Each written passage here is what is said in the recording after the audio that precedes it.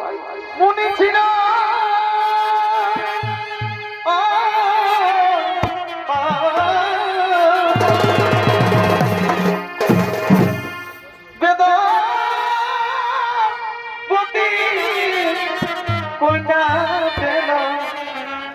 বহুত পয়সার হবে আজকে আনন্দিত হয়ে তারা এবার একত্রিত হয়ে তারা সকল মনে গনে সুর সর্বজনে আনন্দিত হয়ে তারা সকল মনে বলে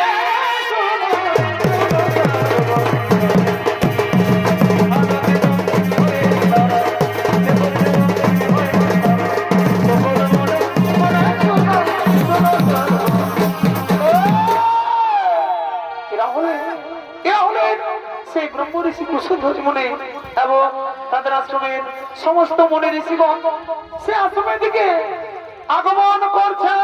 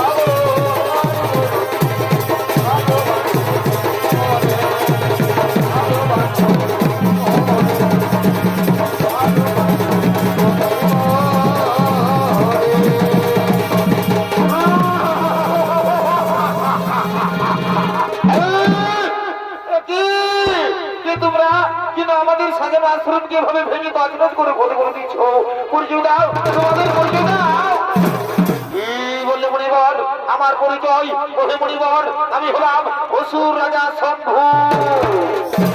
আমি তোমার মেয়ে বেদবতীকে রানী করে দিতে চাই। কোথায় তোমার কন্যা? কোথায় বেদবতী? সাবধান সাবধান সুরগুলাঙ্গার, এই আশ্রমের দিকে পাওয়া যাবে না। এই আশ্রমের মধ্যে আমাদের পরিবার রয়েছে। এই আশ্রমের দিকে বলতে হলে তোমাকে আমাদের সঙ্গে যুদ্ধ করতে হবে। কি বললে মণিবার? যুদ্ধ? হে মণিবার, হ্যাঁ প্রয়োজন হলে যুদ্ধ করবো। তবে তোমার মেয়েকে আমি রানী করে নিয়ে যাবো।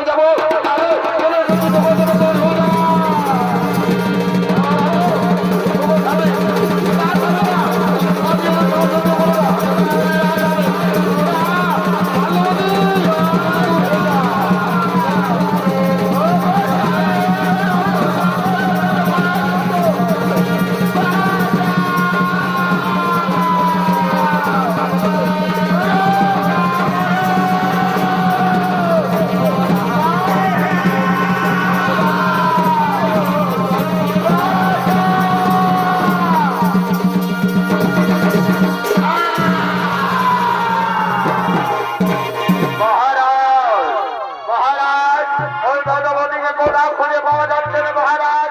সে মনে হয় আমাদের হয়ে এখান থেকে কোথাও পালিয়ে গেছে। কি বললো রে মন্ত্রী সেনাপতি সৈন্যবর? আমার হয়ে এখান থেকে পালিয়ে গেছে, কিন্তু কোথায় পালাবে সে?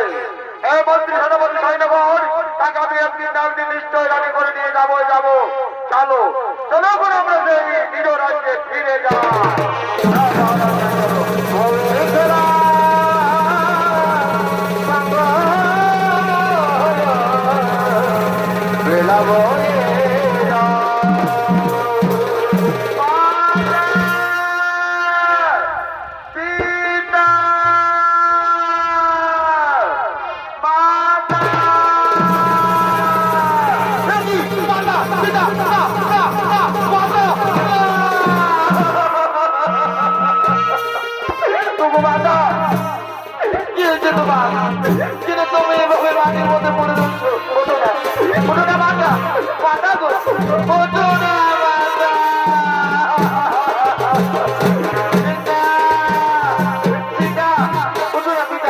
তোমারও কি হয়েছে পিতা?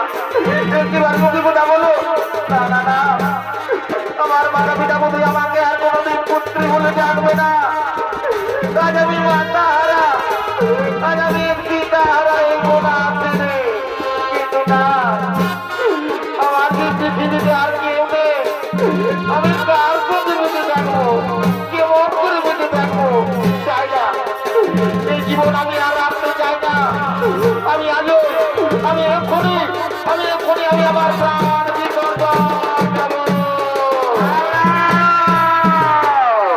তারা পুত্রী, এই পাপ কার্য তুমি করো না।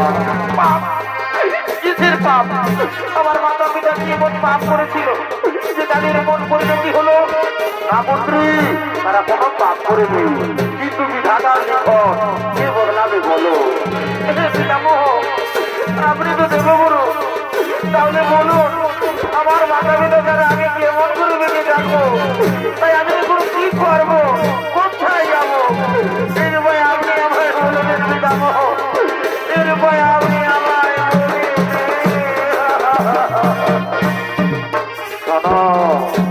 শোনো পুত্রী, এই পৃথিবীতে চিরদিন কেউ বেঁচে থাকতে পারে না। তাই পুত্রী, আমি বলি তোমার জীবনখানি প্রভু শ্রী নারায়ণের জন্য সমর্পিত করো। তোমার জন্ম হয়েছে তুমি শ্রী লক্ষ্মীর অংশ। তাই পুত্রী, তোমার জীবনখানি প্রভু শ্রী নারায়ণের জন্য সমর্পিত করো পুত্রী। আমি এখন আসি পুত্রী, আমি এখন আসি।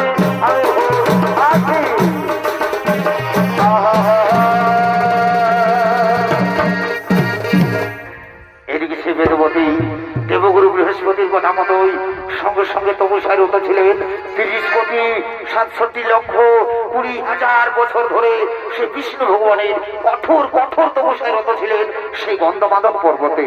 আর এদিকে এমন সময় লঙ্কার রাজা রাবণ তার পুষ্পব্রতে চলে যেতে যেতে ক্লান্ত হয়ে পড়ে, তাই তিনি বিশ্রাম করার জন্য ছুটে চলেছেন সেই গন্ধমাদন পর্বতে আপনাদের মহান রঙ্গমঞ্চে।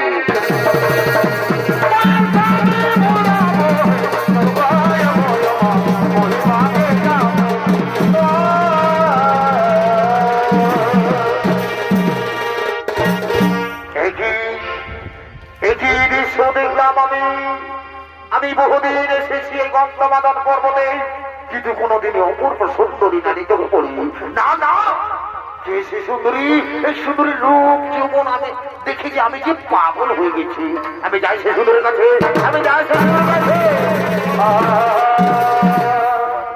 বলি শোনো সুন্দরী, তোমার তপস্যা ভঙ্গ করো। যেন সুন্দরী, তোমাকে নিয়ে যাবো আমার লঙ্কায়, আমি তোমাকে আমার লঙ্কার রাজরানী করে রাখবো। সুন্দরী, তুমি চলো আমার সঙ্গে।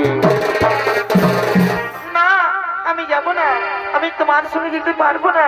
আমি নারায়ণের তপস্বিনী, আমি তোমার সঙ্গে যাব না। কি বলে সুন্দরী, তুমি আমার সঙ্গে যাবে না? তোমাকে আমি জ্বর করে নিয়ে যাবো, দেখি তোমার কোন নারায়ণের সাথে তোমাকে বাঁচাই। মন্ত্রী সেনাপতি সেনাধ্যক্ষ, শীঘ্র চলে এসো।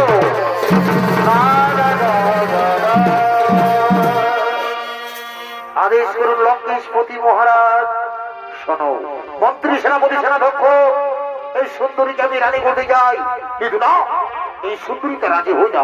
তাই তোমরা কাজে দিচ্ছি, তোমরা যাও এই সুন্দরীকে জয় করে নিয়ে চলো আমার লঙ্কায়।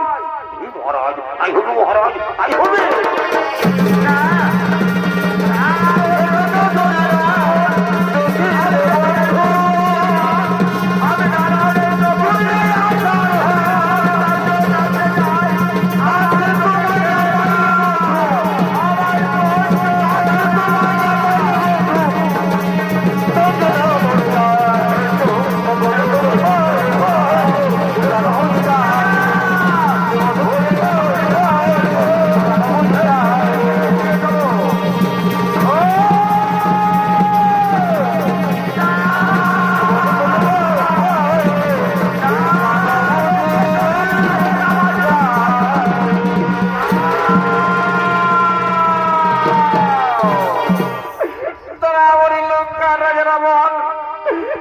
তোমার জন্য, তোমার কারণে কুণ্ডে আজ আমি আমার প্রাণ বিসর্জন দেব।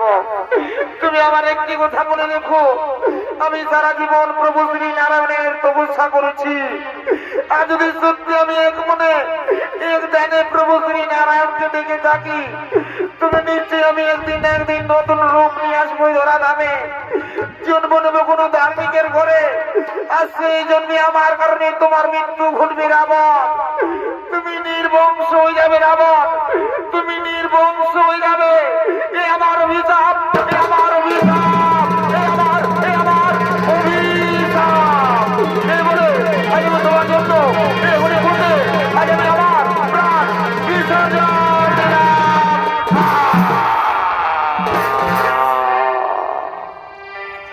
শরীর মন্ডলী এদিকে সে বেদবতী রাবণের অত্যাচার সহ্য করতে না পেরে নিজে অগ্নিকুণ্ডে তৈরি করে সে অগ্নিকুণ্ডে তার প্রাণ বিসর্জন দিলেন। এদিকে লঙ্কার রাজা রাবণ তার পুষ্পব্রতে চলে যায় তার নিজালয়ে।